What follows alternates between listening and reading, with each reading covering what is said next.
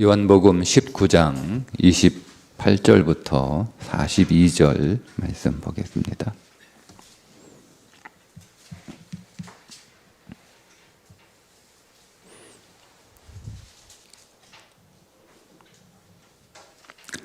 그 후에 예수께서 모든 일이 이미 이루어진 줄 아시고 성경을 응하게 하려 하사 이르시되 내가 목마르다 하시니 거기 신 포도주가 가득히 담긴 그릇이 있는지라.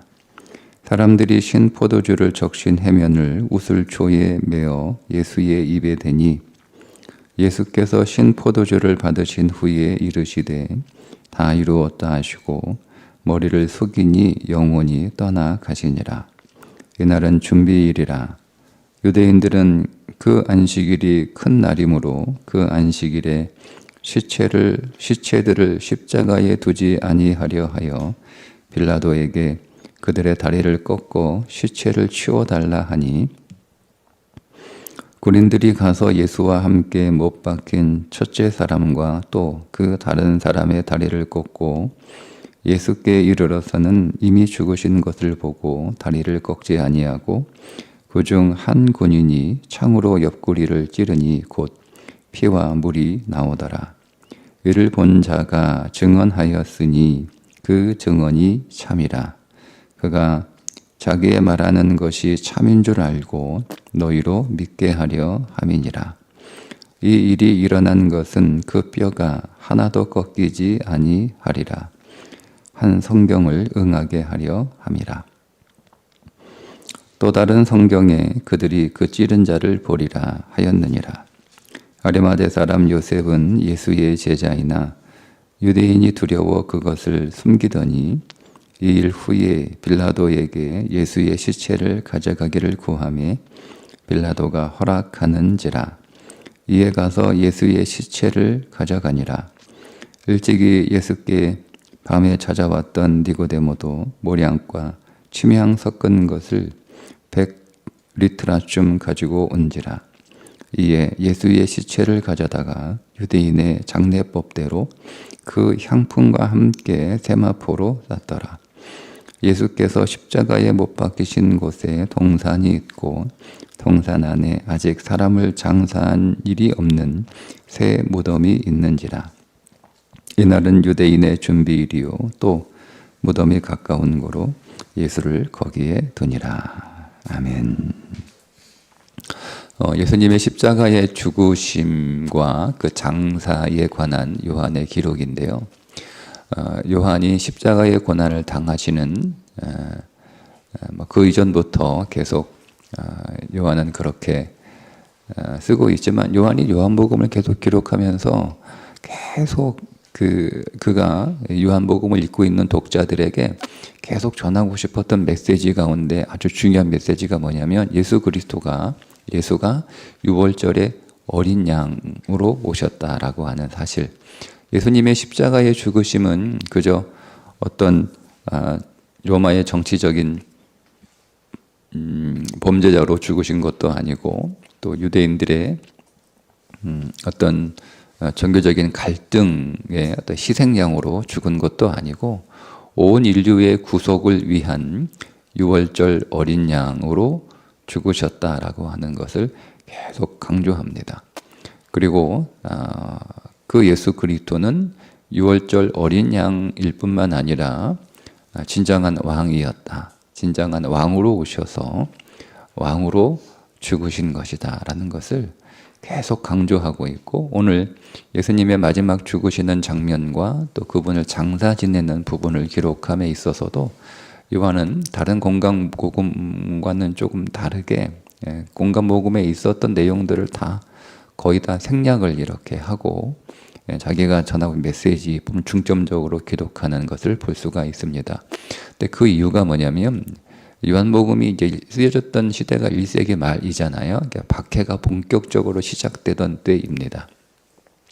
이 박해가 본격적으로 시작되던 때에 어떤 일이 벌어졌냐면 이 박해가 시작되기 그 상황과 맞물려서 그 당시 교회 안에 여러 가지 이단 사상들 그리고 왜곡된 진리들 그것이 교회 안에 퍼지기 시작하는 거예요. 그러니까 여러분 그런 면에서 보면 박해를 우리가 어떻게 이해를 할 수 있냐면 단순히 예수 못 믿게 하는 어떤 그 외부의 어떤 압박 뭐 이렇게 우리가 볼 수도 있지만 이미 뭐 예수님 돌아가신 지 채 얼마 되지도 않는 뭐 한 60년 뭐 정도밖에 되지 않는 그런 시기, 그러니까 교회가 세워진 지 한 60년 정도밖에 되지 않았던 시기임에도 불구하고 교회 안에 진리가 왜곡되는 일들이 벌어지게 되고 그러니까 점점 교회가 이미 60년밖에 되지 않았는데도 종교화되어 가고 있는 상황이에요. 그러니까 그 종교화가 되어 가고 있는 상황. 오늘도 보면 이 지극히 종교적인 그 당시 물론 이게 뭐 그 유대교죠. 유대교가 지극히 종교적이잖아요. 왜냐하면 공교롭게도 예수님이 돌아가셨던 그 해에 유월절과 안식일이 겹쳐요. 그래서 큰 날이라고 부르는 거예요. 그러니까 큰 날의 의미가 두 가지인데 첫 번째는 유교절을 니산월 14일부터 유교절이 시작되고 그 다음 날부터 7일 동안 이제 무교절이잖아요. 그래서 그걸 전체를 또 다 무교절이라고 유교절을 포함해서 무교절이라고 부르기도 하는데 그 전체 무교절 기간 가운데 유월절을 가장 큰 날, 중요한 날이라고 하는 의미에서 큰 날이라고 부르기도 하고 또 큰 날이라고 하는 의미는 뭐냐 말씀드린 것처럼 이 유월절과 안식일이 겹쳐요. 그러니까 그 큰 날이니까 안식일에 딱 겹치니까 유대 종교 지도자들이 뭐라고 얘기하냐면 로마 군인들에게 빨리 그 십자가에 매달린 그 시체들 빨리 처리해달라. 십자가에 사람들 빨리 내려달라. 이렇게. 그러니까 자기들이 안식일이고 유월절 기간 안에 그 십자가에 그 사람들이 이렇게 매달려 있고 죽어 있는 것을 그 사람들은 보기 싫은 거예요. 그게 이제 여러 가지 뭐 의미가 있는 거죠. 그래서 빨리 죽여달라 이렇게 요청을 합니다. 그래서 로마 군인들이 예수님 좌우편에 있는 십자가에 매달려 있는 그 죄인의 다리를 꺾었다 이렇게 표현하고 있는데 다리를 부러뜨렸다라고 한 뜻이에요. 다리를 부러뜨린 거. 왜 다리를 부러뜨리냐면 여러분 십자가 한번 매달려 한번 보세요. 그러니까 우리의 자세가 어떤 자세가 오냐면 이렇게 하면 횡격막이 이렇게 올라와 가지고 폐를 눌러버려요. 제가 그 전에 한번 운동을 이렇게 하면서 자세를 잘못 잡아 가지고 갑자기 폐가 압박이 돼서 순간 숨을 못 쉬었던 적이 있어요.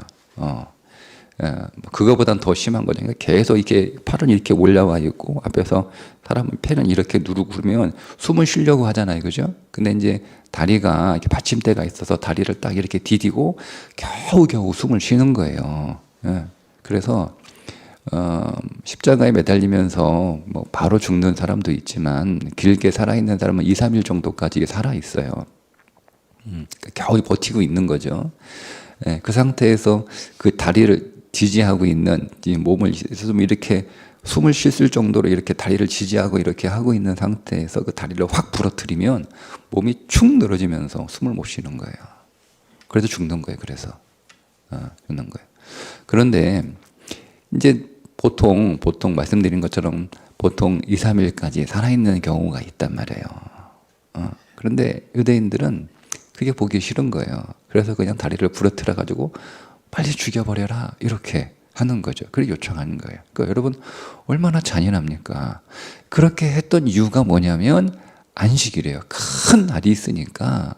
그러니까 우리들의 안식일을 좀 마음 편하게 보내기 위해서 물론 어차피 죽을 사람이지만 빨리 죽이라는 거예요. 빨리 죽게 만들어 놔. 이게 종교예요. 여러분 종교는 신앙은 그런 게 아니잖아요.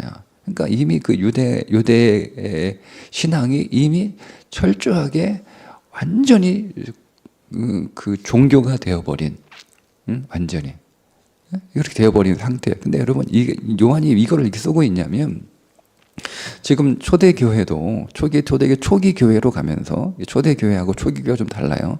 초대교회가 초기교회로 이렇게 가면서 이미 종교화되고 있는 거예요. 요한이 지금 자기가 증인이다, 이 일을 본 사람이 증인이다라고 하는 것을 기록하잖아요. 이걸 내가 봤다, 내가 참 봤다, 이거를 그 얘기를 하잖아요. 35절에 이를 본 자가 증언하였으니, 이게 자기예요. 내가 이거를 진짜 봤다는 거예요. 그 증인이 참이라. 그가 자기의 말하는 것이 참인 줄 알고 너희로 믿게 하려 함이라. 이걸 딱 집어넣어요. 사실은 이 19장의 아주 핵심의 핵심. 예.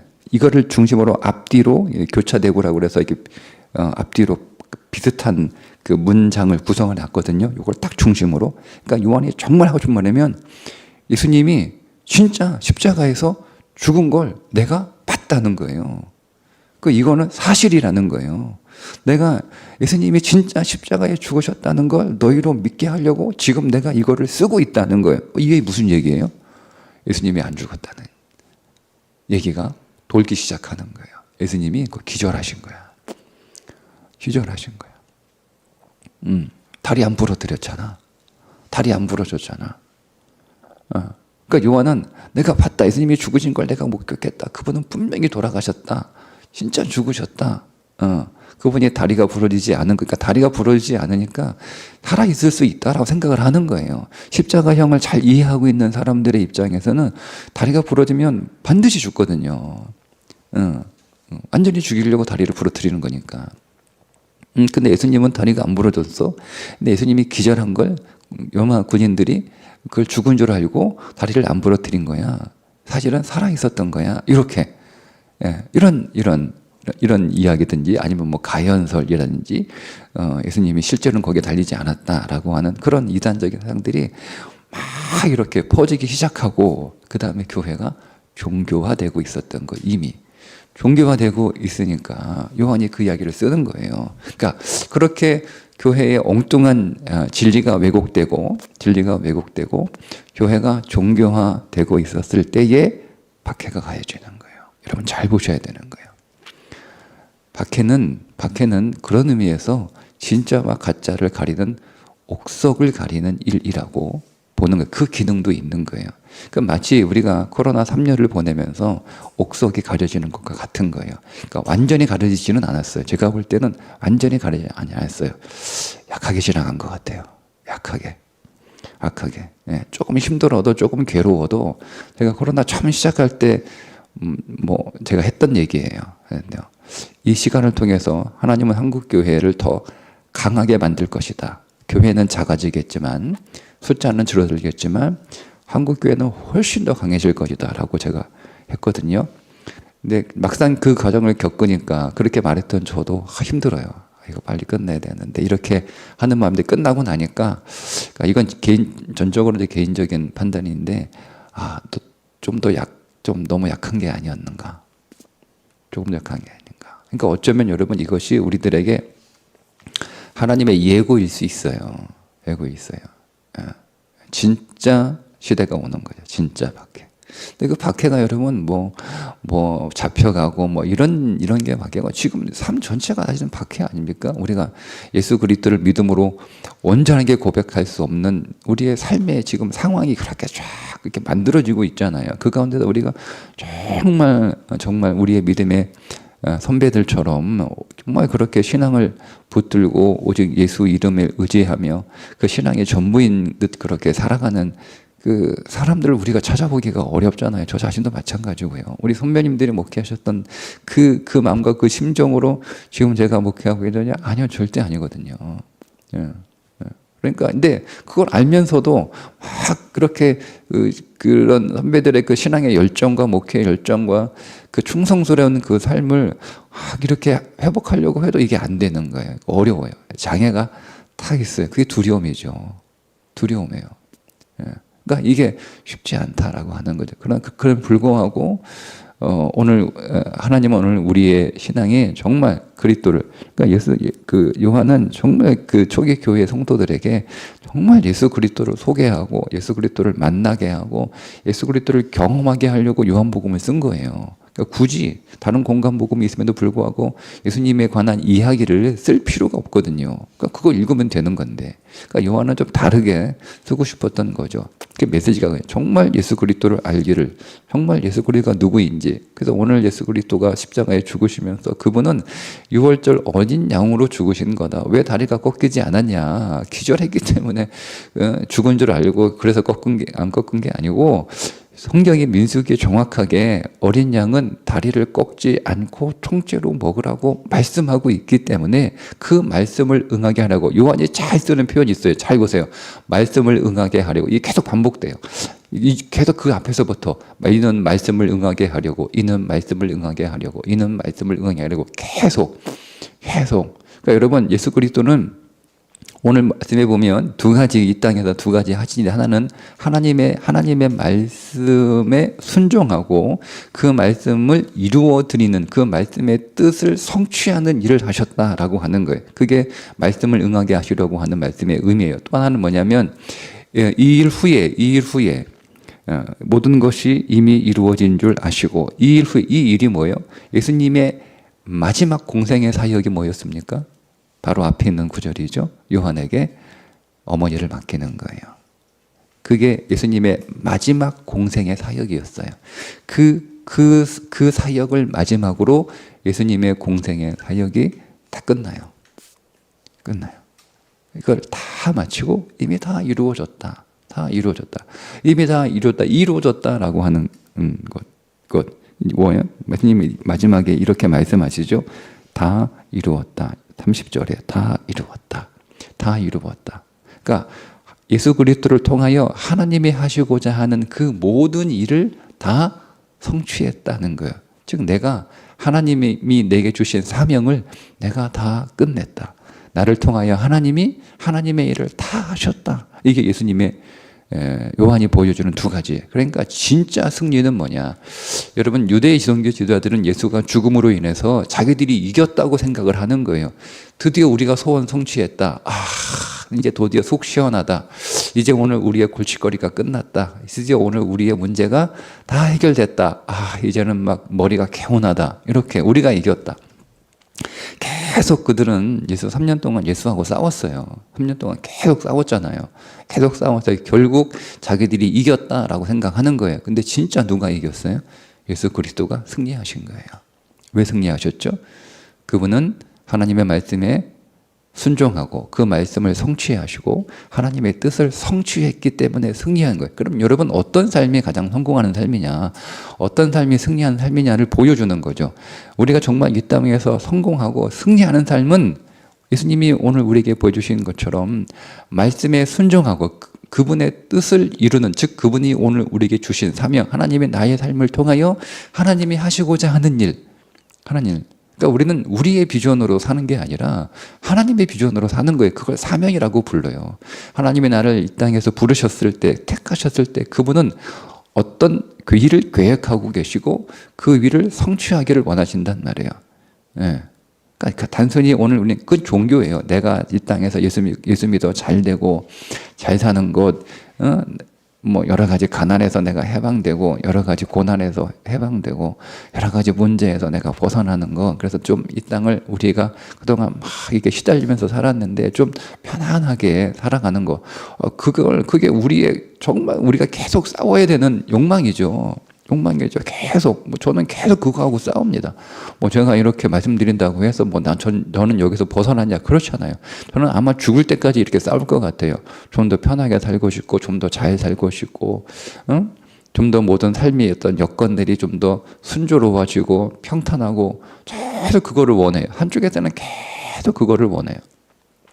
또 한쪽에서는 또 내게 주어진 사명이 무엇인가, 그 사명을 살아가는 게, 그게 어떤 게 더 크냐, 그게 어떤 게 더 간절하냐? 사실은 육신이 더 간절해요. 육신이 더 진심이에요. 지금 현재는 그래요. 제게 주어진 사명의 길을 끝까지 살아가는 거 그냥 이렇게 저울에 달아보면 그 진심과 지식 사이에 어떤 게 더 무게냐? 지식이 더 무거워요.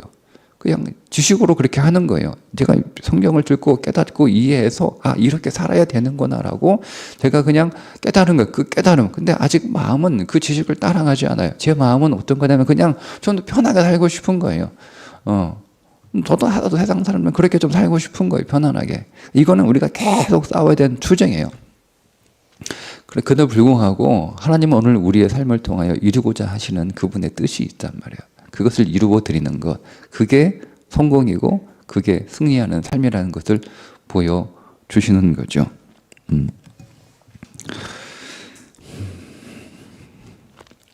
그런데 종교는 그렇지 않다는 것을 그래서 그 초기 교회의 이 박해의 상황을 통해서 계속 예수 그리스도를 요한이 준 거, 예수 그리스도가 우리의 구속을 위하여 오신 유월절 어린 양이야.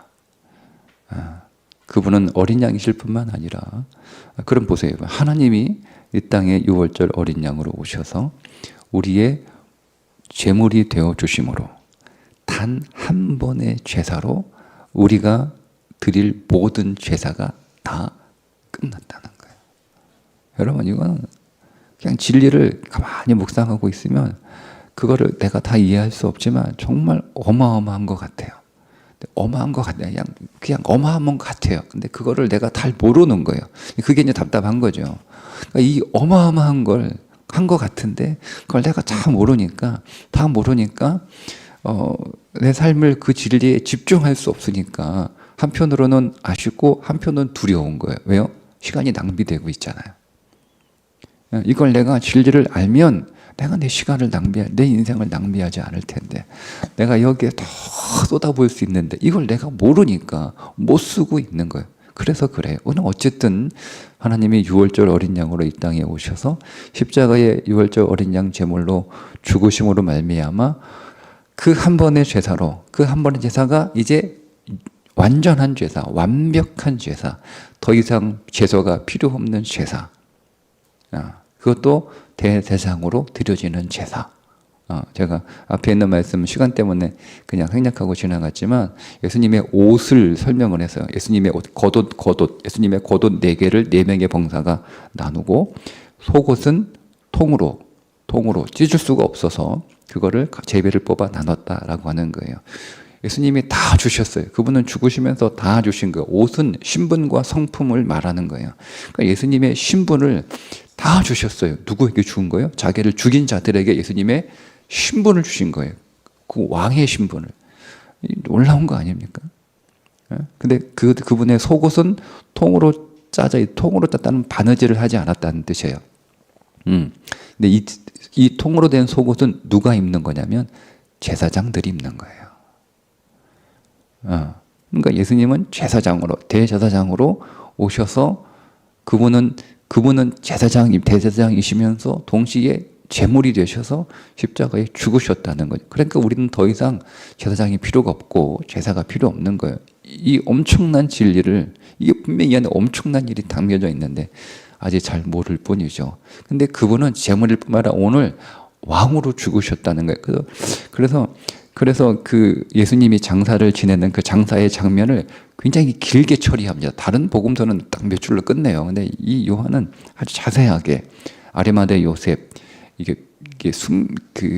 우리 성경이 좀 이렇게 아쉽게 번역을 했는데 마치 너무 두려워가지고 그 제자들도 무서워가지고 도망갔던 제자들처럼 이 아리마대 요셉도 오늘 우리의 번역에 그 보면 유대인이 두려워 그것을 숨기더니 이렇게 표현이 있는데요. 이게 그런 의미가 아니고요. 아리마대 요셉은 비밀스러운 제자, 숨겨진 제자예요. 숨겨진 제자. 그런 의미예요. 예수님의 제자였는데, 진짜 제자였는데, 드러내지 않았을 뿐이에요. 그런 의미예요. 근데 여러분 이 아리마대 요셉이 지금 자기가 자기 자신을 이렇게 숨겨진 제자에서 이제 공개된 제자로 확 부상하잖아요. 근데 이게 지금 어떤 때예요? 예수 그리스도가 죽는 때예요. 이게 엄청난 박해거든요. 그죠? 그러니까 이거를 통해서 뭘 먹고 싶으면 봐라. 아리마다 요셉은요. 산헤드린 공회원에 굉장히 유력한 그 사회의 고위 니고데모도 마찬가지고요. 부자 청년 관할이잖아요. 고위에 있는 사람들이에요. 그러니까 그들은 예수 그리스도를 신앙으로 고백하면서 잃어버릴 게 굉장히 많은 사람들이에요. 잃어버릴 게 없는 사람의 예수를 믿는 것과 잃어버릴 게 많은 사람의 예수를 믿는 것은 조금 다르죠. 그러니까 그 당시에 그 1세기 말에 교회 공동체 안에 사회적으로 좀 이렇게 지위가 있고 명망 있는 사람들이 그렇게 신앙 고백을 하지 못했던 것 같아요. 이걸 의도적으로 드러내는 거죠. 자, 이 두 사람이 예수님의 장례를 지내는데 그 장례의 규모가 왕의 장례를 치르는 규모예요. 모략과 침향 100리트라 34kg거든요. 이거는 일반인들에게 장례할 때 쓰는 정도의 규모가 아니에요.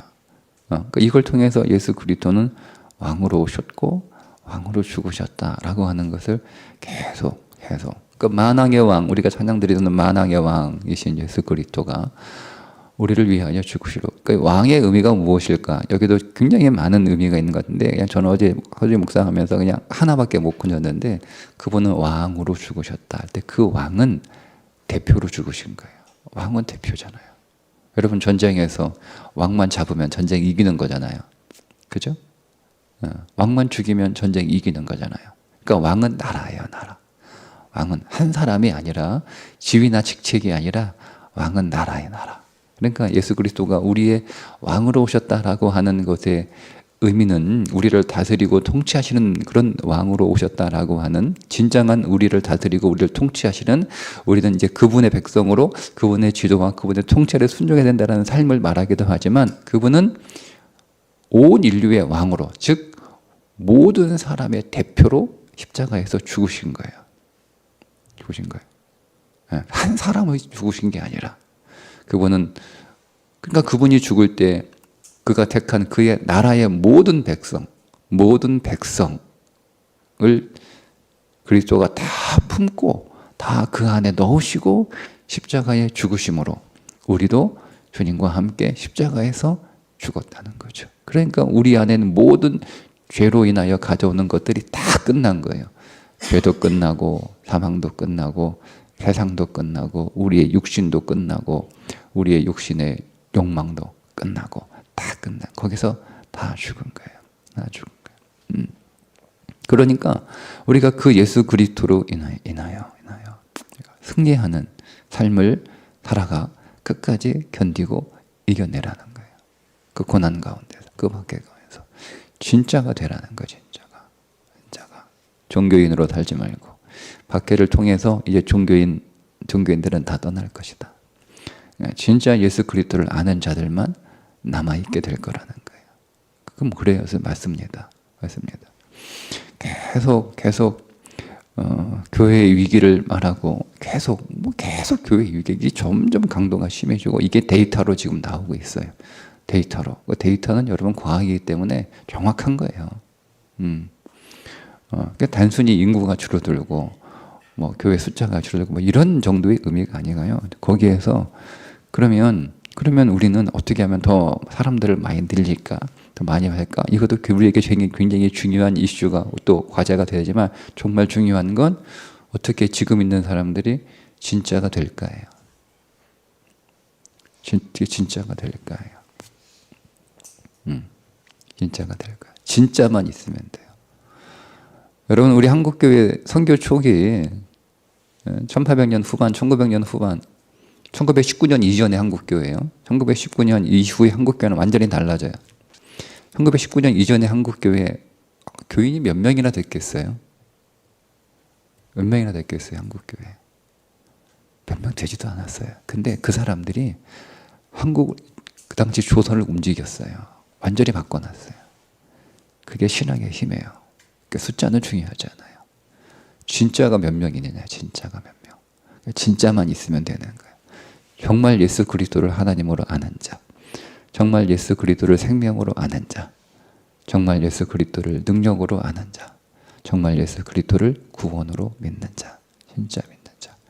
그 예수 그리스도를 보배로 경험하고 만난 자들, 그 사람들만 있으면 우리는 두려울 게 하나도 없는데 그 사람이 여러분 되시길 축복합니다. 그러면 여러분 그리스도를 만나셔야 되고 경험하셔야 되고 그분을 그리스도로 경험하셔야 되는 거예요. 예, 그분은 오늘 우리의 유월절 어린 양으로 오셔서 우리의 죄를 위하여 십자가에 죽으셨는데 그분은 또한 만왕의 왕이십니다. 오늘도 우리 안에 그 예수 그리스도가 더 확장될 수 있기를 주님의 이름으로 축복합니다. 기도합니다. 하나님, 오늘 우리를 위하여 십자가에 죽으신 예수 그리스도를 더 만납니다. 하나님, 이 진리가 너무나 크고 너무나 깊어서 우리는 그 말씀을 다 감당할 수 없으나 성령께서 우리에게 진리의 빛을 비추어 주셔서 그 말씀을 깨닫게 하시고 그 말씀을 더 먹게 하시고 그 말씀이 더 잘 소화되게 해주셔서 이 말씀이 우리에게 진리요 생명으로 우리 안에서 역사하여 우리가 그리스도를 더 아는 자들로 우리가 그리스도 안으로 더 들어가는 자들로 우리를 인도하여 주옵소서. 우리 안에 그리스도의 생명이 더 풍성하며 그 능력이 더 강성해지기를 원합니다. 우리가 온전히 진리로 무장되어 하나님 이 마지막 시대에 점점 주님이 오실 날이 가까워지고 있는 시대에 내가 마지막 때에 믿는 자를 찾아볼 수 있겠느냐 하는 그 주님의 말씀을 우리가 꼭 기억하여 주님이 찾아내는 그 말씀의 사람 그 가운데 꼭 우리가 있게 하여 주옵소서. 예수님의 이름으로 기도합니다. 아멘.